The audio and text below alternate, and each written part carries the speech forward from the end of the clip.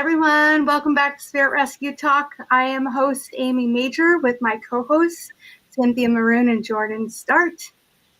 We actually have a really great and very special guest with us today, Elaine Soucie, who I've known for a few years, but we've met only a handful of times in the several years that we've known each other. But we did meet through the Spiritualist church as well, because we are both spiritualists.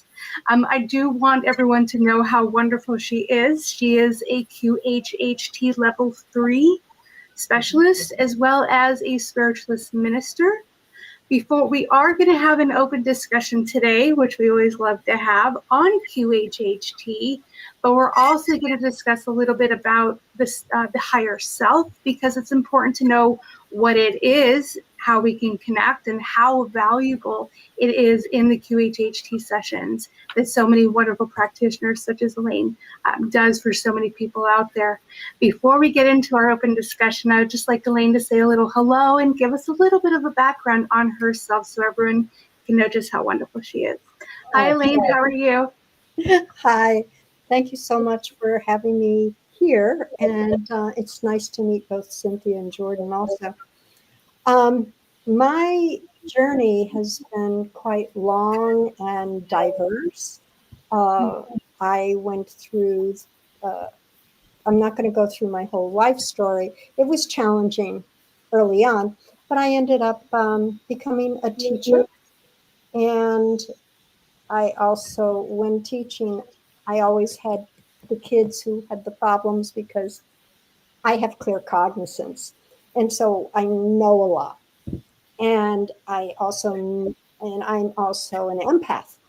And so I could also help. And I knew what they didn't understand. I taught chem and bio. But yeah, I loved my students. And the relationship was always wonderful. I had a safe classroom. I taught in 3 different states. I have a master's degree in school psych, counseling certification in 3 states. I've been a counselor. So it just one thing followed the other. And I ended up in Al-Anon because of ex-husband who was obviously alcoholic. But also my father was alcoholic, no strange thing there. And so that got me back on my road and just developed from there. I became a Reiki master teacher in 2010. I was ordained a spiritualist minister in 2013. Level 1 and level 2 in 2000, QHHT practitioner in 2020. Oh, I've been a hypnotist since 2010, a regressionist since 2012, also was certified under Dr. Brian Weiss, the Weiss Institute in 2016, and finally level 3 a bit over a year ago. So, wow, that's me.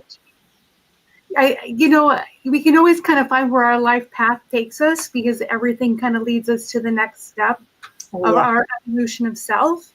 And I love that, how just one thing kind of led to the next, which led to the next. And all of those steps were valuable in your life and what you've done for others around you as well. But you do talk a lot about the QHHT, and I have done QHHT myself with the level 3 practitioner, as well as been a surrogate for QHHT.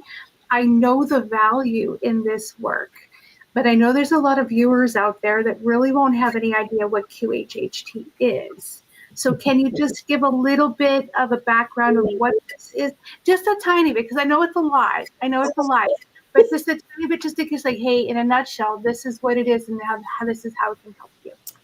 Okay, it's a form of hypnosis.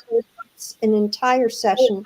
Takes 5 to 7 plus hours. Dolores Cannon was the originator who put it together over a 45-year period.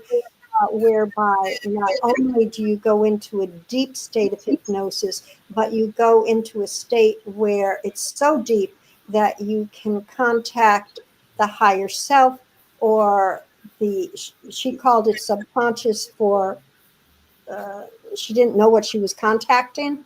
And you can call it the oversoul, you can call it higher self, you can call whatever you want to call it, but it's the all-knowing. And it's the one who, the being, the part of you that has your entire history, that knows the whys of it all for you. And it's amazing. It's also a way to find out what is the origin of any problems that you're having. It could be relationship wise, it could be health wise, anyway, and then why we manifested it. Because the body is very literal. You know, if it's something with the eyes, usually there was something we didn't want to see. I mean, it's amazing. And so I could go on, but that's a little bit about it. I think that do you have the actual name of what QHHT is? Oh, yes, sorry. It's quantum healing hypnosis technique. Okay? Okay. And the worldwide center is in Arkansas, and there are right now 57 of us in the world who are level 3. Right. I heard there aren't that many, so you're very special to have that. I have a I'm going quick to say how question. special you are. Pardon? I just have a quick question, Elaine. For people who aren't familiar with QHHT, is how could you explain the difference between level 1 versus 2 versus 3 in terms of a service they might experience? There's level 1 intern. They just have the class, and then they go out and practice. Level 2, and then they have to do 25 sessions before they're considered level 1. Level 2, they have to take an additional course and have the 25 also. Level 3 is where you have to do it the way Dolores did it. And so number 1, you have to have 125 sessions that have been documented.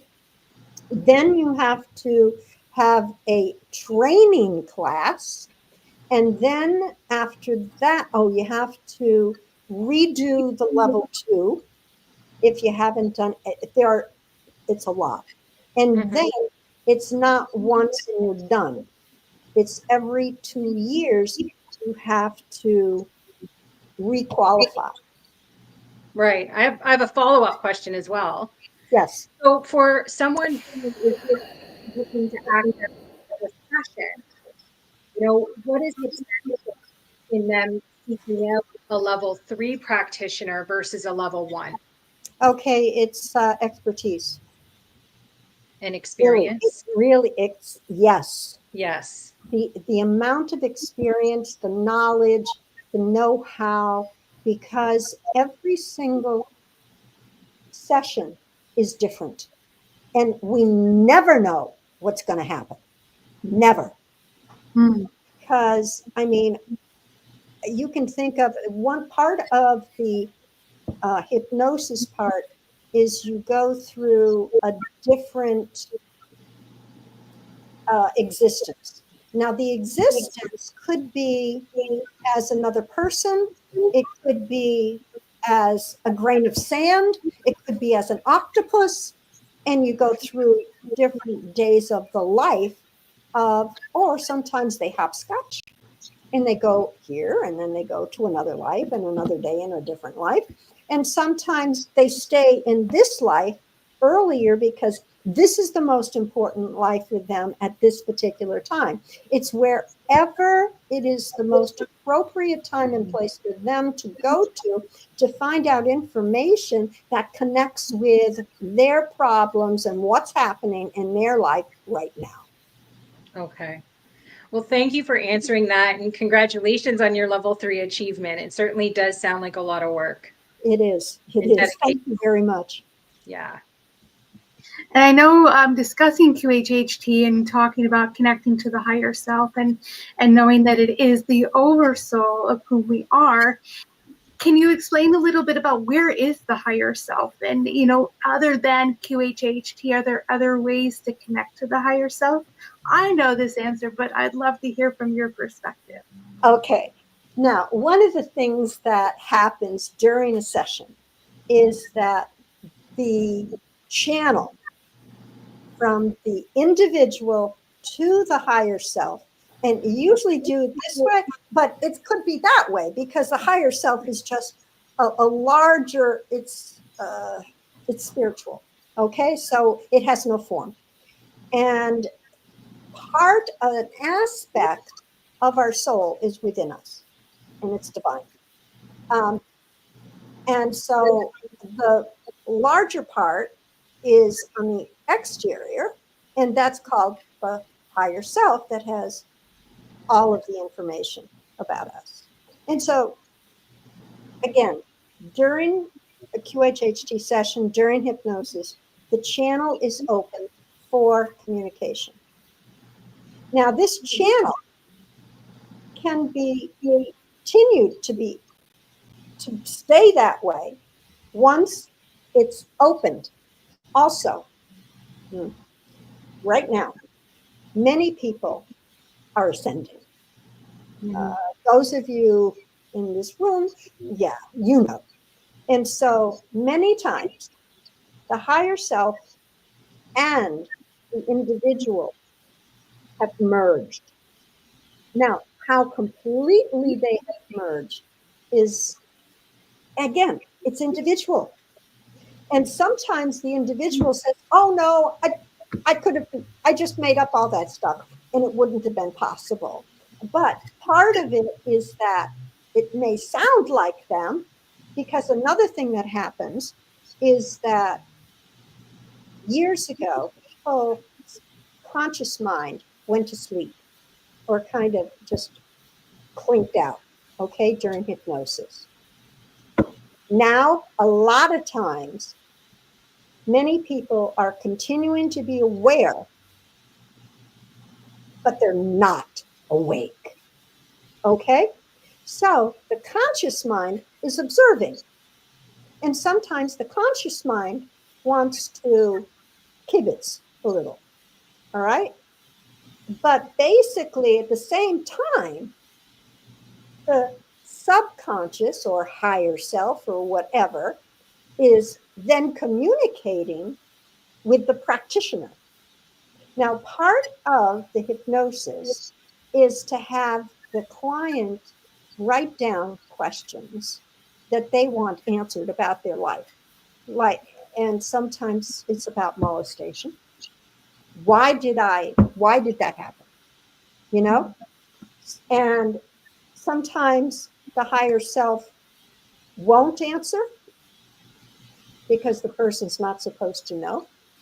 And so if I get a nothing or I get a no, then I ask why and what does the person have to do in order to get the answer. I don't accept just a no. And then I'll leave a space in the recording, and it is recorded, so that when the client is listening to the recording, if it's appropriate at that time, if the individual is ready, then, and this is true with any question, okay? Then the answer will come in, but only if it's appropriate. Right. Okay. Does that answer the question? I don't remember what the question was. Sorry. No, it goes where it needs to go. It does. And I've heard that so many times. You can only receive what you're ready to receive. Oh, You yeah. have to hold space for it. And if you're not holding space, then, the higher self isn't going to give it to you, not because it doesn't want to, but either it's going to serve you by not telling you, or you're not ready to receive it fully for what it is, face value, without your biases and judgments getting in the way, or any expectations that you were waiting to hear. And the higher self knows that, and it says, well, now's not the right time to discuss it. Right. And then I even ask the higher self before I bring the person out, how often and for how long do you recommend that so and so listen to the recording? Now, this recording could be 2 hours. Yeah, they're under for a long time. And so then it's everyone is different, because of course the higher self is tuning in to that particular individual. And so the homework is always different. And I tell in the debriefing, because I don't, just open the door and say bye-bye after a 2 hour or whatever. First of all, they usually go to the bathroom. And then after they come back in, and I make sure they're grounded, so they have snacks and they drink water, and then we talk about how much they remember and what happened and any questions that they have, etc. So that takes time too. So yeah, 5 to 7 hours. I've on 8. Sometimes if the person has a short story, because the first few hours is the interview where I tell them what to expect and, go through other things like, this is going to be, don't worry, it's, I won't say anything. So it's absolutely, what you say here stays here. Totally confidential. Okay. And then I give them a little bit more of why they're going to need to say their whole life story. And so if they're 21, they don't have too much of a life. If they're as old as me, and I've even had people older, then it's going to be a longer interview. And the reason for the interview, telling the entire life story, is not just for them to go through chronology, because chronology is kind of surface. But what I want is to get into the depths of the feelings, and what do you remember and how did you feel? And usually there are connections that are made, because when do you ever tell your entire life story in one sitting? Never. And so Dolores Cannon figured out that not only would the healing starts, by the way, before you even get to me, before you even arrive, because the higher self knows that you've contracted to do this.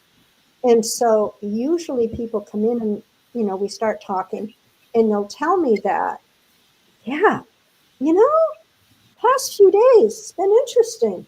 My sleep pattern has been different, or I've been eating differently, or, things are a little bit different. And so it's already begun. Right. So, yeah. So it's, I tell them what to expect, and then the life story. And the life story helps not only them, but it helps me to dig deeper, to ask more questions, deeper questions of the higher self when I get there. Right. Yeah. Wow. I have a question, Elaine. For those who, like myself, I didn't really know much about QHHT. I've heard of it. But the association is usually, oh, that's past life regression stuff. But everything that you're talking about is it's much richer than that. Oh, yeah. And when you mention the interview process and when do you ever sit down and tell your whole life story, it kind of made me think about, assisting someone through a life review. Yes. Yes. Is that perspective ever shared in the training, that we're kind of you're assisting in that way, or? In the life review, it's a little bit different because in a life review, you also get how not only what your perspective is and how everything you did affected others, but also from the other's point of view. Right. So this would not be, that piece would not be included in the life review. But as far as, and it's only what the people remember. So Right. in the life review, it's total. Right. So there are differences, Yes. but just telling the life story as they see it. And all of a sudden, I mean, I certainly have a box of tissues right there, and they're needed. And I have a, you know, a little waste paper basket right there too. Oh yeah. Because again, the healing also starts, you know, continues during the telling of the whole life story, because everyone has challenges. Every one of us has been through traumas. And it's just a matter of which trauma, what kinds of ABCs did we choose before we came here. Right. Well, I know that the higher self has many forms.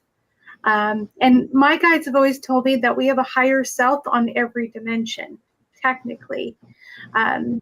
But and they all have different personalities. And I've actually been able to talk to the many different forms of my consciousness in other dimensions, and they all had very different personalities.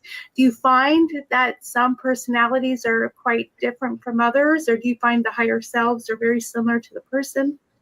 Sometimes the voice is the same, but the strength, the persona, everything about it shifts.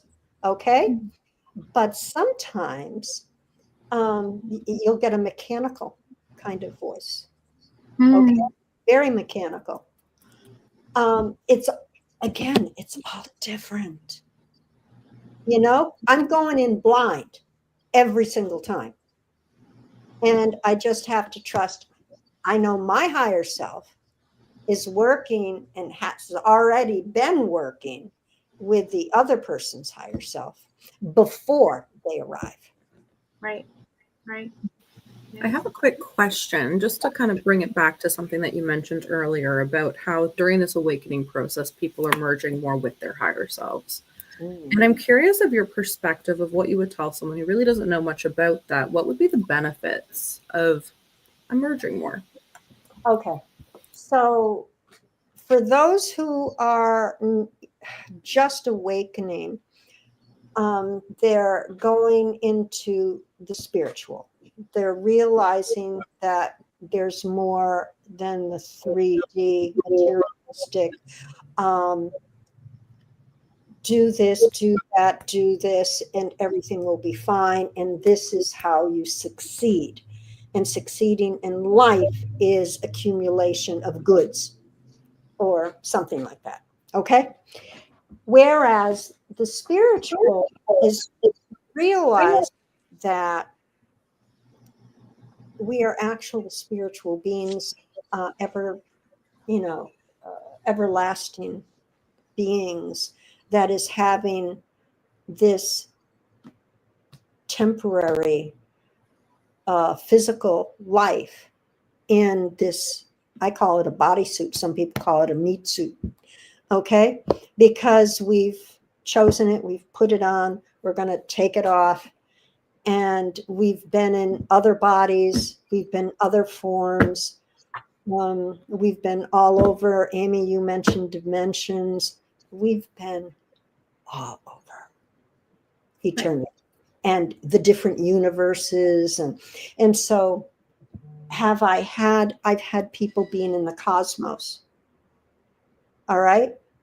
And why? See, when they go to the different pieces or the different days, I'm just taking notes We don't know why the higher self is bringing them there until I ask to speak to the higher self. And then the connection is made,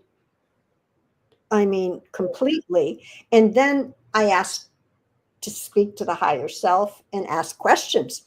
And so then I go back to each of the things and ask questions. Well, why did you do that? And sometimes when they go out into the cosmos and they're just kind of hanging out there, sometimes they're formed, sometimes they're formless, sometimes they could be like almost in a form like a baby, like Space Odyssey 2001, just kind of, and it's just cool. And it's a resting time because and then I said, well, why? Why did you want the resting time? And then they'll tell why they needed it in order before they got into something else. Yeah. Wow. It could be, oh, everything is black. Okay. And then do you feel as if you have form? Okay. And so I ask all kinds of questions. And so the black with a little bit of purple, but felt pressure, and really felt constrained and limited. Yeah, well, in the uterus. Okay. And that individual needed to realize how constrained she felt coming into the body, even, and how constrained she still feels. And now a lot of it is just being superimposed by her or imposed by her. Right. Now, we talk a lot about the healing, the magical healing that can take place during these sessions. Can you explain a little bit more about how that can happen? Because when I did QHHT, I know how they did it through this session with me, but with your sessions, how does the higher self or the session itself cure some chronic illnesses, take them away, or just neutralize what's going on? How can that actually happen? Perfect question. Okay, because we heal ourselves. Basically, we heal ourselves. Unless we go in to have something cut out of us, or we have bone something, we have the big gash and we need to. Basically, Western med is, medicine to tamp on the For injury mostly. But we heal ourselves. Right. Okay. And so we've been told that we don't and we can't. And so when the higher self can do anything. I mean, you could have stage 4 cancer and go back and have no tumor.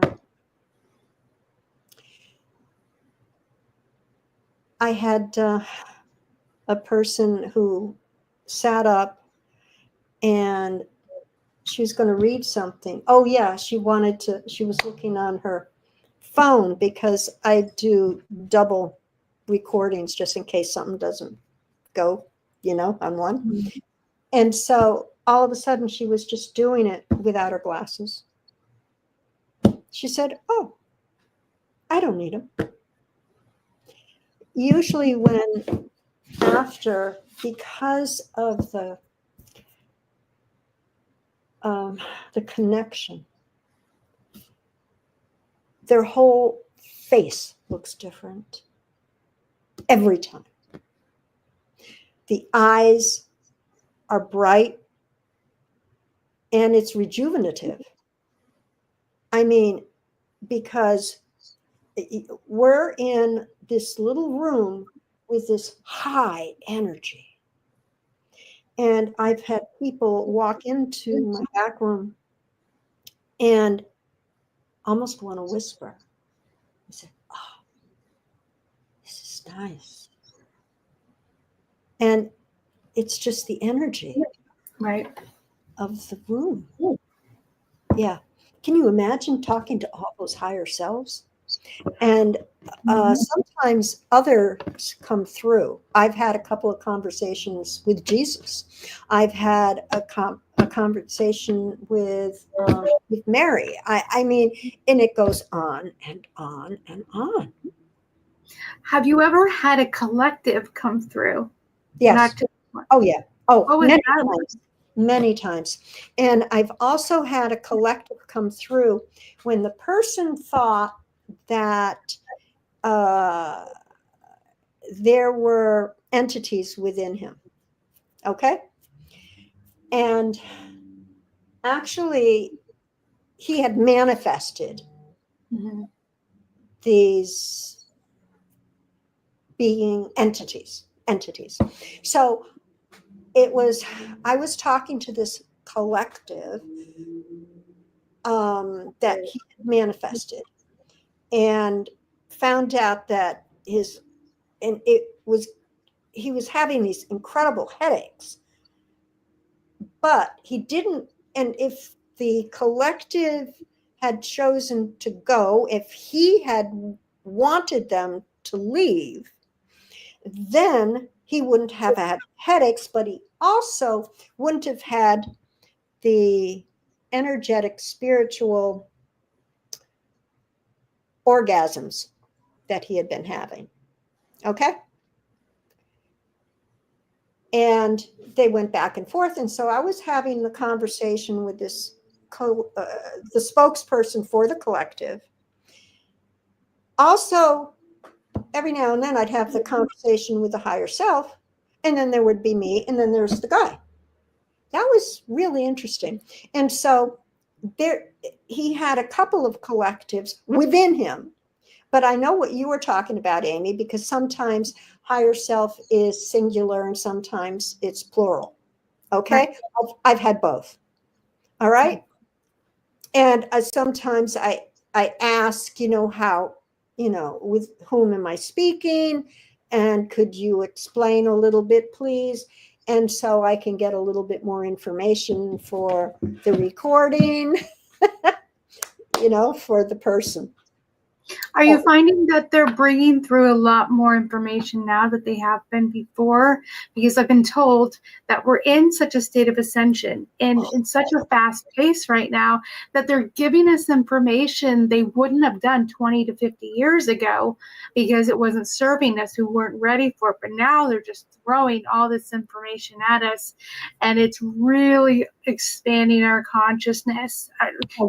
And just, can you share any profound knowledge that's come through in any of these sessions? Oh, profound knowledge comes through every session. So, yes. Everyone. So one of the things that, people want to know, what's my purpose? Most of the time, the higher self says to be. Mm-hmm. And I said, but what's my function? What am I supposed to do?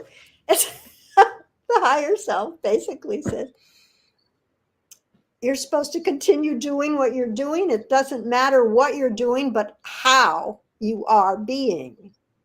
And a lot of times, the higher self also cautions the person or guides the person to take more time for self, because we're a human doing, not a human being. And so we keep having to put this and this and this and this and this and this, and just fill up our days with every minute. That last time. Mm-hmm. Okay. And it's absolutely no. And then it talks about, going back to nature and that kind of thing. So yes, profound every single time. Okay. And as far as, the ramping up of the awakening process, I'm getting many more people who are in their 30s who are basically saying, what in the world is happening? Yeah. And, I just, and I can't talk to anybody. And I want to know, what I can do to navigate what's happening to me. Right. Yeah. No, I know some people do come in with missions. Like my guides have been very clear, Amy, Yes. you're here to do something important. And Yes. so do some of these missions come in these sessions? Yes. Many people have been healers before. But here's one. Whenever I have somebody who comes in who has a soft voice, okay, I know what's been going on in their childhood. But it's very interesting at the end of the session when they speak, maybe not full volume, but with much more intent and louder. The decibels are a bit louder. That's wonderful to see. But some people have come in with missions, but not as many as you would think. Yeah. We need more. We need more people doing things that are. Actually, the thing is, as long as we have so many that are grassroots that are coming up, the balance is going to be tipped. And so the light is winning. Yeah. Right. And it's just going to take time. And it's not going to take that much time. I mean, I may or may not see it because I'm so old, but it's really happening so rapidly. It is. We're shifting. Right now, they say we're in fourth dimensional density right now for most of us, tipping into the third dimension on occasion. But then we're trying to get to the fifth dimension. Right. Maybe in the next 100, 200 Many years. of us live in fifth dimension. Right. Okay, for the most part. And then we dip back into 3 and 4D. And for those of you out there who don't know what 3D, 4D, 5D, 3D is usually materialistic stuff. And you have hate, fear, a lot of fear, a lot of anxiety. Okay.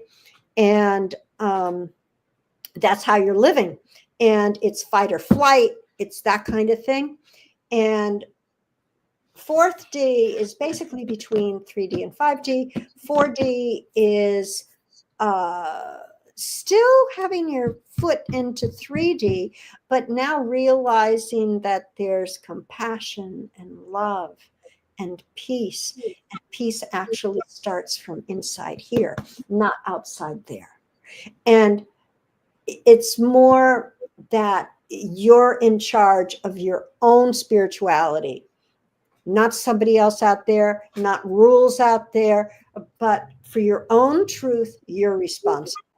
And so there's a shift that's going on between 3D and 5D is peace and brotherhood, non-judgmentalism, knowing that every experience that we have in this lifetime is just an experience and an opportunity for us to learn.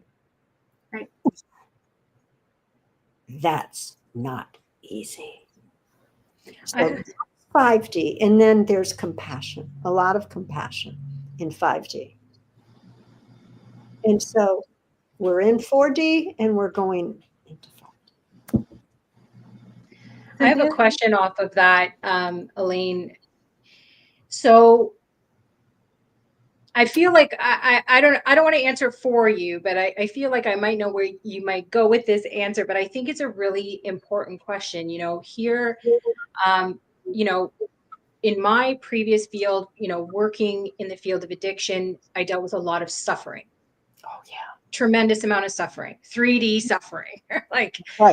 And I'm curious to know, in your own spiritual journey, in everything, the modalities that you've learned and all of the QHHT sessions you've experienced, how has that shifted your view of human suffering?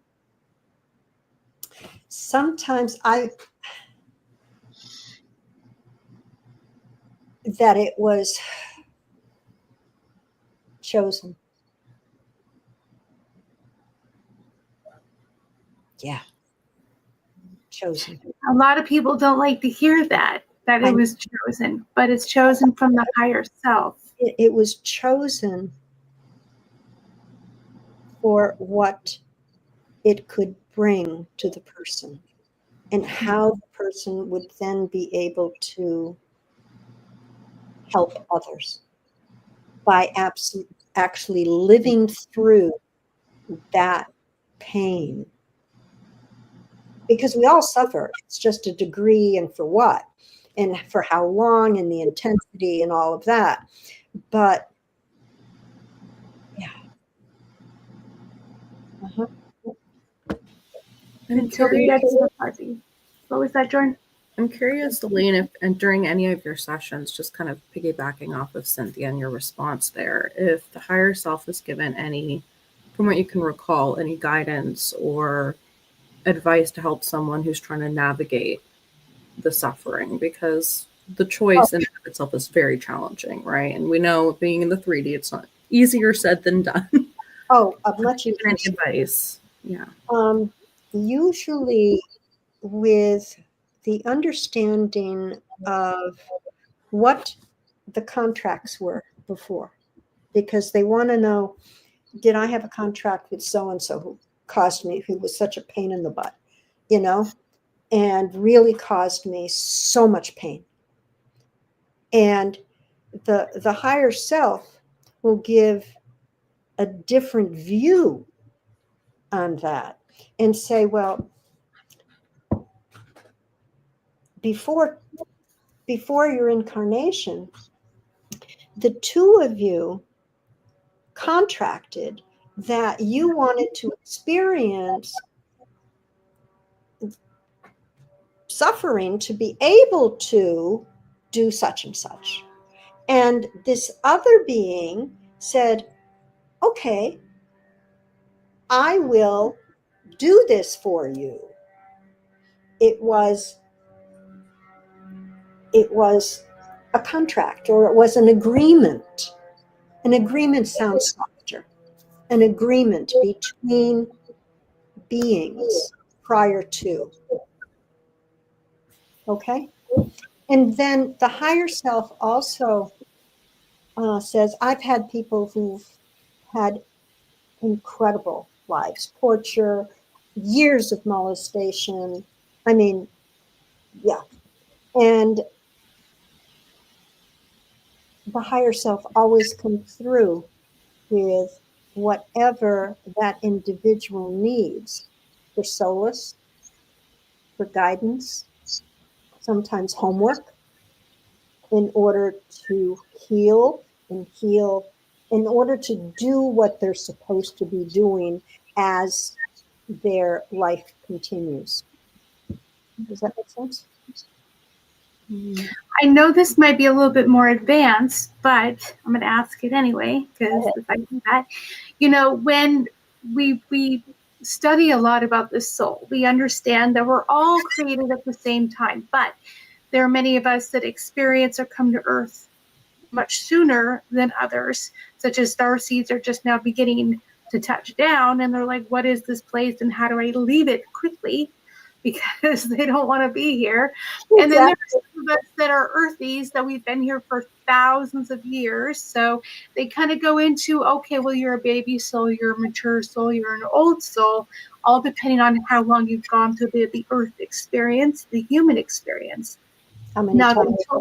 Exactly. I've been told that those that are getting into more mature lives live the harder lives with more suffering. Have you noticed that certain souls at certain levels experience more suffering than others to gain that knowledge and that wisdom to be able to share with others? Because they say the older souls have already gone through it, and now they're the teachers and the guides and the mentors. But the mature souls are the ones that are really going through the trenches trying to figure this out to become wiser. What do you feel? Some of the older souls are actually young ones who've died. Right. And so they come in and they may have they may have childhood diseases. And so they came in and had the childhood disease, and it impacted not only the immediate family, but friends, the extended family, and not only for a short period of time, but for the rest of this period, the lives of the people they touched. And so those are some of the old souls. Some of the new souls come into my office and say, I don't belong here. You know, what am I doing here? And they want to know where they've come from. But the thing is that we're not just from one place. No. And we just haven't been on this plane on Earth. I mean, and we haven't just been humans. No. I mean, and we haven't just been animals, water, wind. Oh, yeah. Yeah. Can you imagine being water? Oh, Mm-hmm. I was in one of my past life regressions. And it was fabulous. I mean, I went through the long water cycle, not even the short one. And it was incredible. Absolutely incredible. And the thing is that we're everything. And just because one aspect is this body doesn't mean that there aren't other aspects of the same soul living on this planet at this time. Plus, there are other aspects living in parallel realities in different dimensions all over. Right.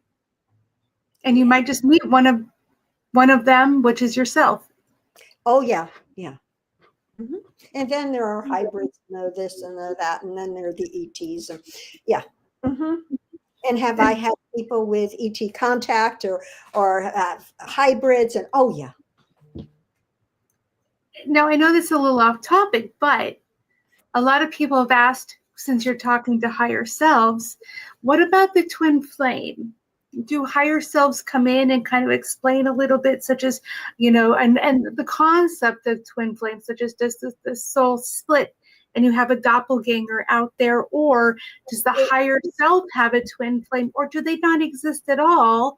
And it's just something in the metaphysics that was made up to make people more romantic. I don't know.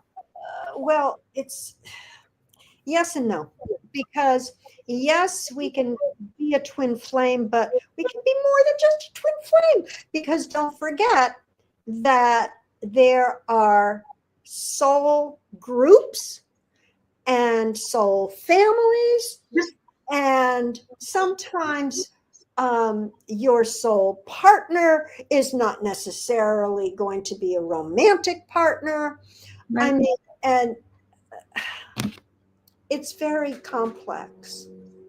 But there's people out there that don't believe that twin flames exist. Has the higher self said anything, whether it's true or not?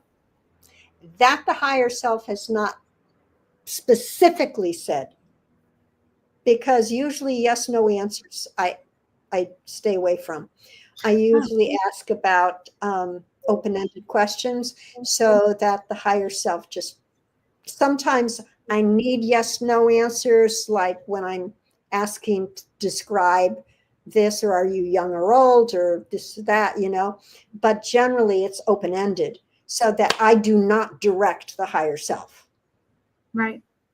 I do not try to channel. My mind's always going to finding out more information from the other side. And it would be interesting to have someone such as yourself take a medium into a QHHT session to channel a very high level being to gather more information about anything out there. And of course it has to go through the filters and the biases and judgments and everything. But going for more research, gaining more knowledge about what the astral plane is and into the fifth dimension and what people can expect. And I think getting that knowledge would be vital and important. It's fabulous. Now, there are a few of us QHHT practitioners, and Dolores Cannon certainly did that, because when you get to the hypnosis and then you get into a life, sometimes the life can be anywhere. Mhm. I mean, again, Lemuria, okay? But Mhm. there were a bunch of us in Lemuria. Yep, been there. And yeah. And Mhm. so you can, when you're there, then you can ask the higher self about all kinds of stuff. Now, Suzanne Spooner, Sarah Breakstone Cosme, there are a few others who have been, they write books and this and that. I don't like to write. But they gather the information because in every single session, there's gold. Mm. Yeah. Wow. Elaine, you mentioned about a past life regression and being water.